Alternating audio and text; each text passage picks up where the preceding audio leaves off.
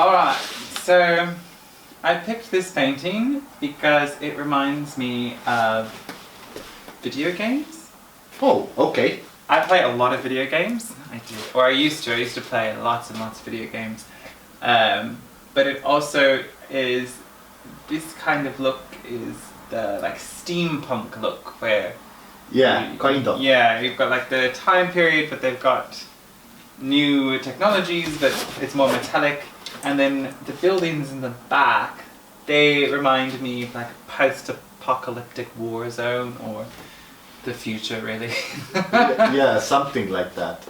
That has some sci-fi science fiction components and some my surrealist twist on it. So it can be video game-ish also, or something like that. I don't play video games. I haven't played computer games. I have played about 1 hour per my lifetime, or something like that. Almost none. But I like science fiction, and I like action movies, and I like science fiction movies and things like those. So I think the inspiration comes more from there. But I have seen some gaming stuff on YouTube. Like some people are recreating video game weapons and things like that. Yeah, they've done like the live action one. Like the school where I work, we made a film that was Super Mario, but Mario turned into a zombie, so Luigi had to go save the princess, but then the princess turns out to be this dude named Brad. Like, we made it complicated, and everybody dies, basically. It's a horror comedy based off a video game. Okay, sounds like Zombie Go Boom. Yeah, yeah. I've seen they've done some actually pretty good spin-offs of Super Mario in like a horror setting, and it makes perfect sense. Yeah. I just watched the Zombieland movie Double Tap trailer. I have the Zombieland movie. They're making a new Zombieland, because they made... Yeah, Double Tap. Ah, yeah. Does it have, who is it, Emma Stone? And, yes, something like that. And the other people. Yes. I have the movie in my office, so we can check out who there are. But... Nice. Is she based off of someone particular? Nope. Completely made up. Completely made out of my fantasy. I haven't even made her as a person or any particular person or something. It's complete fantasy. Like. She reminds me a little of. Well, I thought of Tomb Raider when I first saw her, but then the blade is more like, what was that show? Witchblade, I think.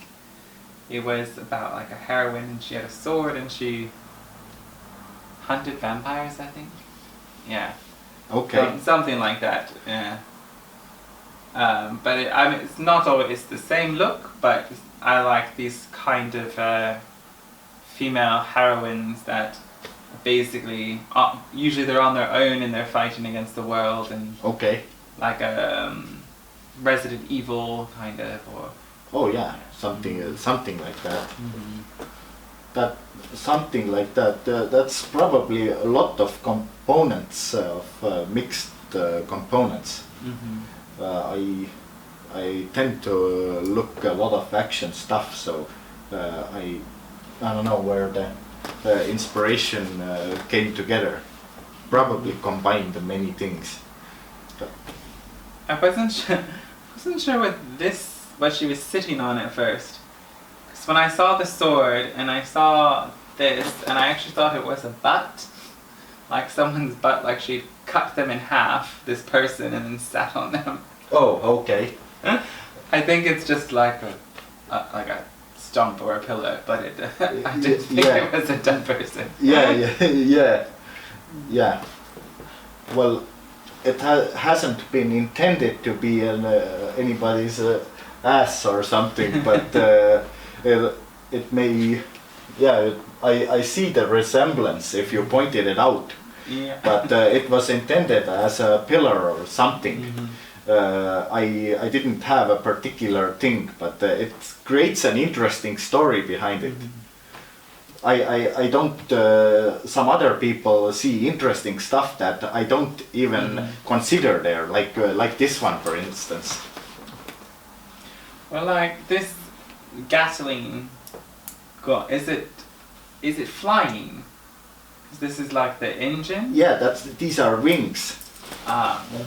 Yeah, wings. They go on the sides, but it's completely ludicrously fictional. Oh, they're her wings. Yes. Okay. These are attached to her, and it's I intended her to be like a fairy, or something.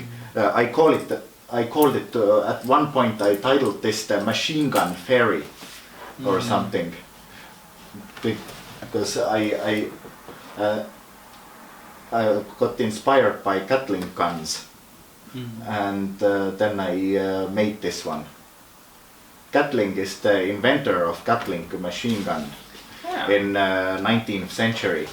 Based off Gatling gun, the modern Vulcan guns and miniguns are developed. Are these tanks supposed to be live, or has she like already killed everyone? The tanks are dead. And this is kind of her like, I'm going to rest now. It was a long fight. It can be both. I didn't figure that out like that.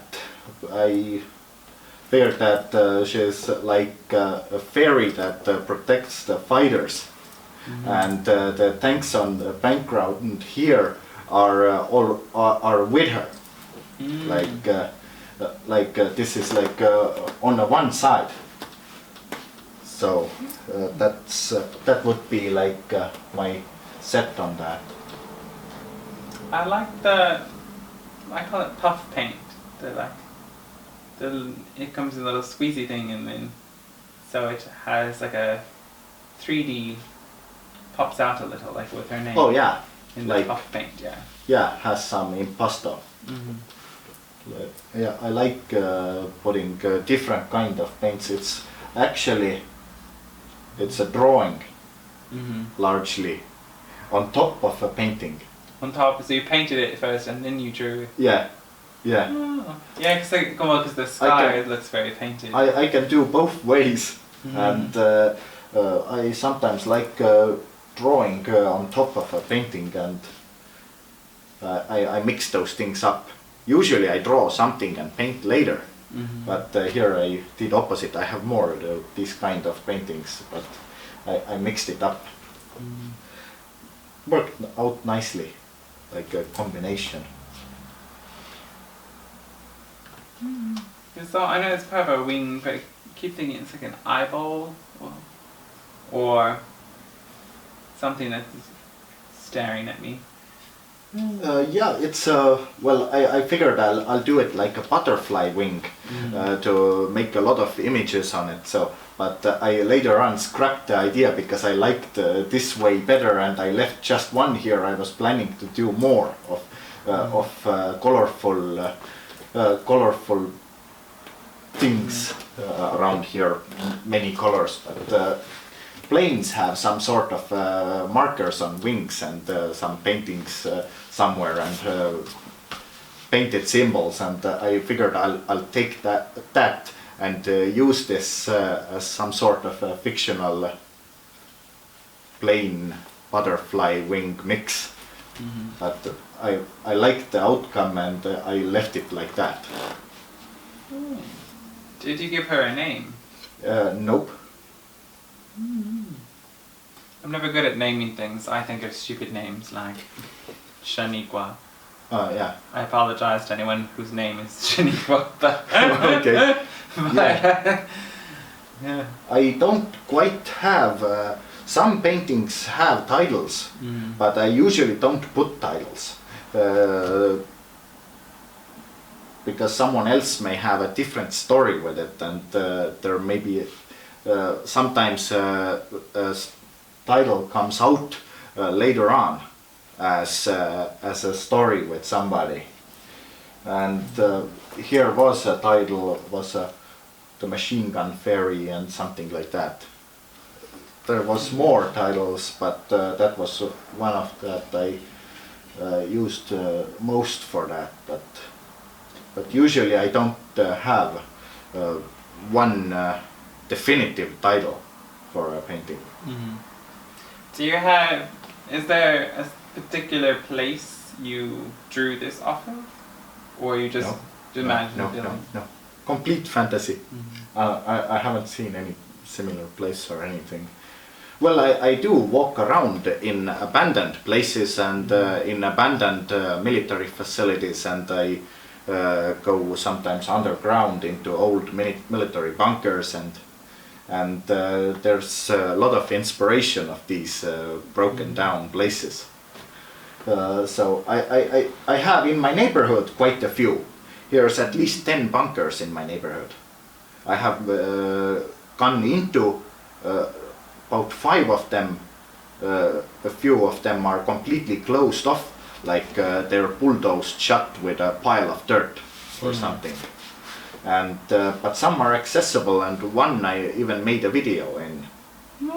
Went in with a few friends and made a history abuse tour there. Did you bring the sword? No, I brought the gun and shot the zombie for a start.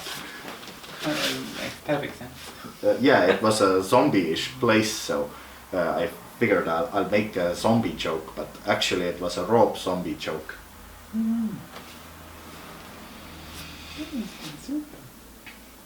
Yeah, I don't think I've seen like abandoned or broken ruins, but I've not really been to a place where there's so many right next to each other.